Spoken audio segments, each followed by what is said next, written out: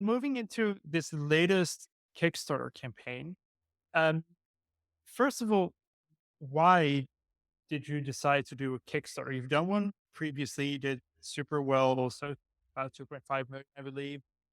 Why do you, with such a legacy, still decide to do a Kickstarter?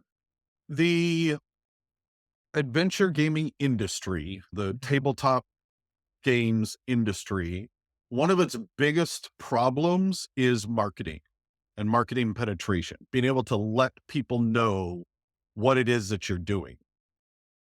And that's always been so all the way back at the very beginning from D&D when it was first made in the late 70s, where Gary and his family and friends are literally selling the game out of their trunk, right?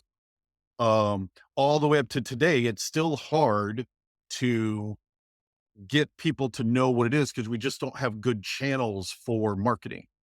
And then add to that, that gaming has actually exploded in popularity over the last 20 years to levels that I still have a hard time wrapping my head around, right? Like I just went to see the D&D movie last weekend that I loved. Great fun time.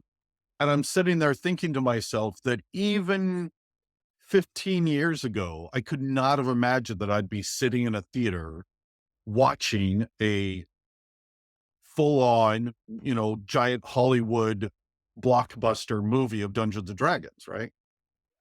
So now we then have kind of the flip side of that, which is not only do we still struggle to market, but now there are so many games going to market that it's hard to get past the noise, right? I think last year, or maybe it was a year before, there was something like 4,000 board games, not even miniature games, just board games released last year. Now, again, I don't mean that as a bad thing. I see that as a wonderful, fantastic thing, particularly when I can walk out and still find most people on the street that have no idea what it is that we do for fun. That means, we still have such a giant audience that we can go find, but it means finding that audience is really hard. So for us and for a lot of companies that I talk to, the Kickstarter is very rarely about the money. Sometimes it can be, absolutely, but it's almost always about marketing. Hence, right now, me having this interview with you, this would never have happened except you saw a big, giant, successful Kickstarter and you're like, hey, I want to know what's going on there. Right. Yeah. So it's about the exposure. And then this comes back to what we were talking earlier, the greatest science fiction universe you've never heard of. I, We're trying to change that. And yes. Kickstarter is helping us change that, helping get the word out that, hey, this is an amazing universe and you should totally come and check it out. Yeah. So I guess in that sense, one of Kickstarter's unique properties is that it publicly shows how much you're raising, right? If you just have like an online store, no one sees the amount of orders you have. But with Kickstarter, people like myself are looking at this and going, have I missed something really And, big and in the that's world? success breeds success, right? Like Yeah.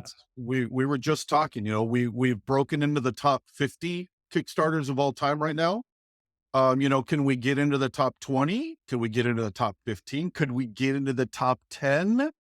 And sure, the money is great. Don't get me wrong.